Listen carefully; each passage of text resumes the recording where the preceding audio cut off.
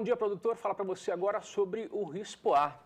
Nós tivemos um avanço muito importante na legislação brasileira, que é sobre a atualização do Regulamento de Inspeção Industrial e Sanitária de Produtos de Origem Animal, o RISPOA. E a publicação foi feita no último dia 29 de março e grande parte das regras de inspeção industrial e sanitária de produtos de origem animal passaram por uma reformulação. Para sintetizar e para falar sobre as modernidades, eu trago agora aqui em nosso estúdio do Bom Dia Produtor a médica veterinária e também auditora fiscal federal agropecuária do MAPA, Ministério da Agricultura, Pecuária e Abastecimento, Elisângela Longo Vendrúsculo. Muito bom dia para você, é um prazer ter você junto com a gente aqui no Bom Dia Produtor. Bom dia, prazer é meu. Vamos falar um pouquinho sobre o RISPOA. O que mudou de fato na estrutura do RISPOA? A estrutura em si do RISPOA mudou muito pouco. Ele continua dividido em títulos, capítulos, seções e artigos. Os artigos que antes eram 952, hoje são 542 artigos, então ele está mais enxuto. Ele passou por uma revisão ortográfica e técnica, foram atualizadas terminologias, conceitos, ele foi reordenado e ficou mais didático.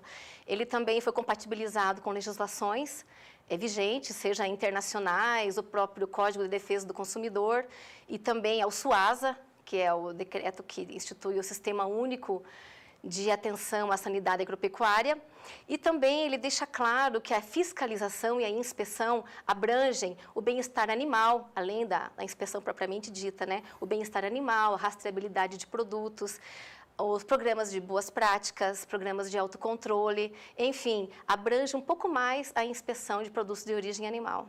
O novo decreto também alterou a Instrução Normativa 62, né? O novo RISPOA está alinhado com essa normativa? Não, ele não alinhou a IN 62. O RISPOA é o decreto que regulamenta a Lei 1283. Né?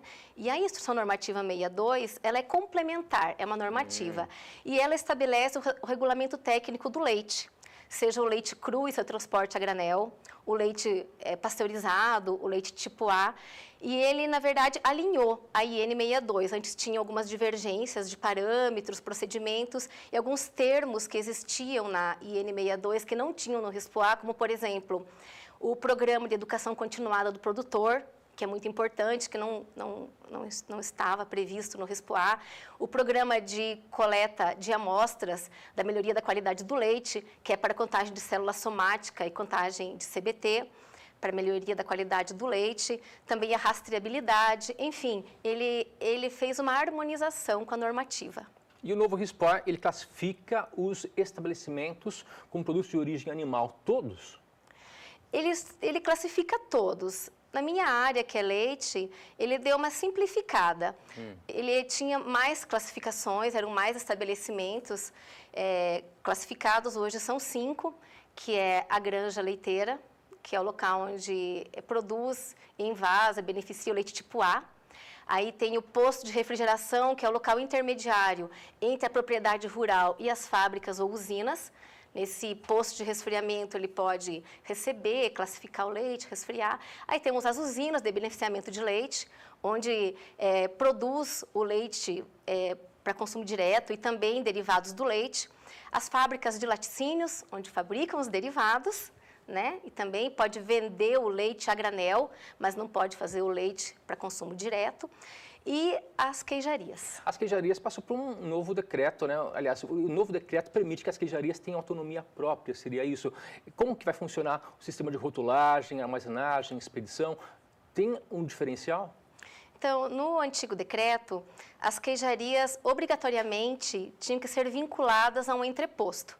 Porque o que é uma queijaria? É um estabelecimento rural, propriedade rural, que ele faz queijos com leite de produção própria. Então, geralmente, esse queijo é feito com leite cru. E ele tem que passar por uma maturação de no mínimo 60 dias. E ele tinha que ser vinculado ao entreposto para quê? Para concluir a etapa de maturação, porque essas propriedades são pequenas. Então, existia a queijaria vinculada. Agora, ela pode ser independente, desde que ela tenha todas as etapas, se a sua estrutura prevê todas as etapas da fabricação de um queijo, que seria a fabricação, a maturação, a embalagem, a rotulagem. Então, agora, ela pode fazer todas as etapas, desde que ela tenha condições. Caso ela não tenha, daí ela encaminha esse queijo para concluir o processo de fabricação, ou numa usina ou numa fábrica de laticínios. Fala um pouquinho para a gente com relação à comparação com o decreto anterior, com o antigo decreto, né, sobre as especificações físico-químicas do leite. Houveram muitas alterações? O RISPOA agora ele veio nivelar as duas legislações. Existia antes umas diferenças nos valores físico-químicos do leite.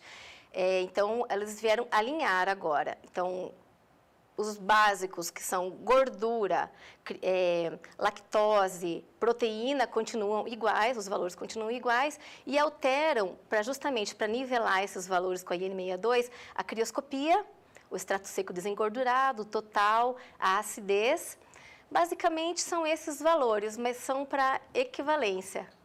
E nós temos uma tela com essas informações, nós podemos ver a tela? Explica para a gente, por favor, com relação a essas especificações do leite. Então, é o que eu estava falando para você. Gordura, proteína e lactose continuam iguais, não mudou com relação ao antigo RISPOA. Sólidos não gordurosos, sólidos totais, acidez, densidade e crioscopia, houve essa equivalência com a IN.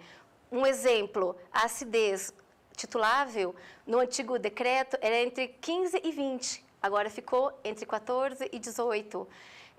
A crioscopia anterior também previa até 530, se não me engano, agora foi a menos 555. Basicamente, são só... eles fizeram como eu posso dizer para você, um nivelamento com relação de valores. Na área de lácteos, o RISPOA é taxativo, né, considerando impróprio para qualquer tipo de aproveitamento o leite cru. Em que momento que ele é impróprio?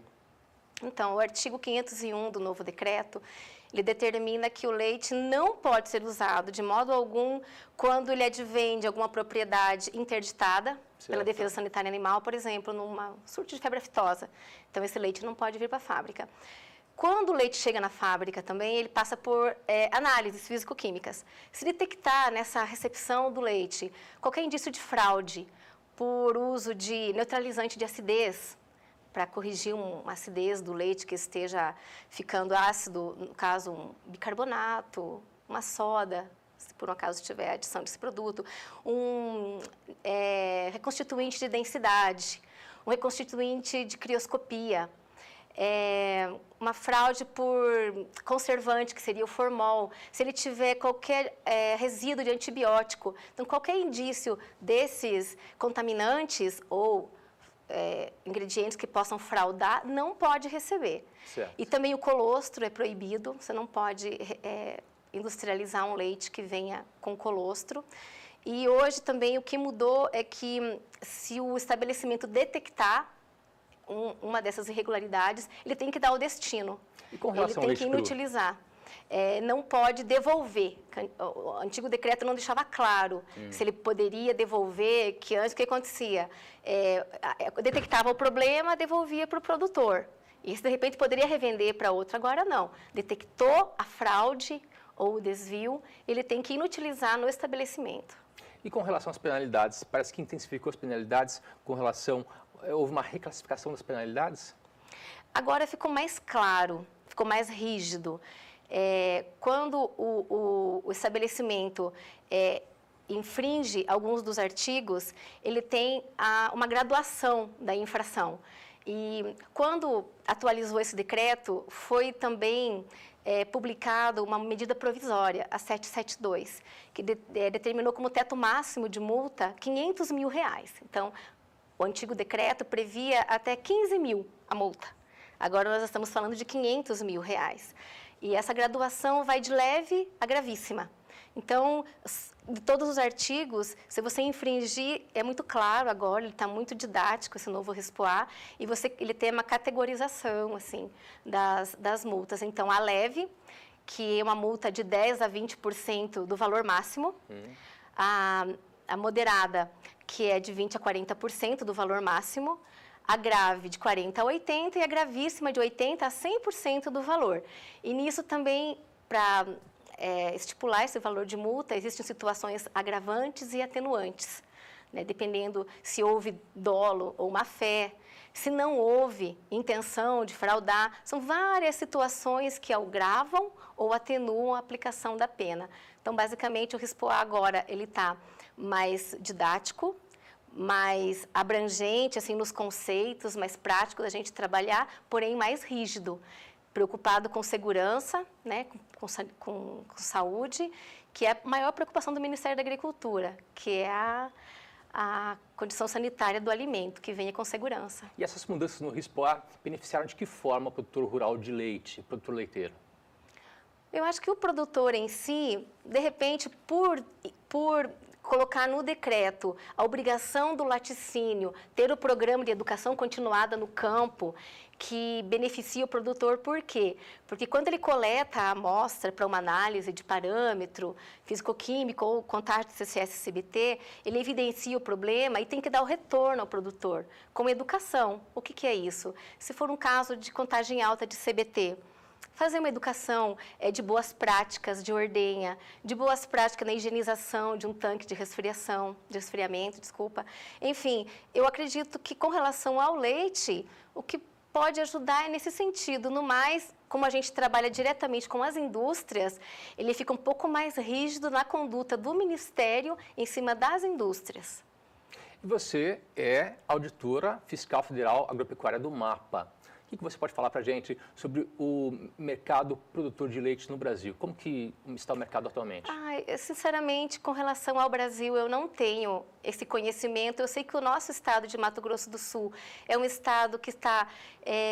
ele é pequeno, ainda não tem uma expressão, são geralmente pequenos produtores, né? Eu até participo da Câmara Setorial do Leite aqui do estado, e a gente vê a luta do sindicato, enfim, para dar melhores condições do produtor, para aumentar a produção de leite no estado, que, a meu ver, e o que a gente vê nas reuniões, é que está estabilizado e caindo até a produção de leite aqui no Mato Grosso do Sul. Não está tendo um crescimento, geralmente são pequenos produtores com muita dificuldade, que vivem do leite, né?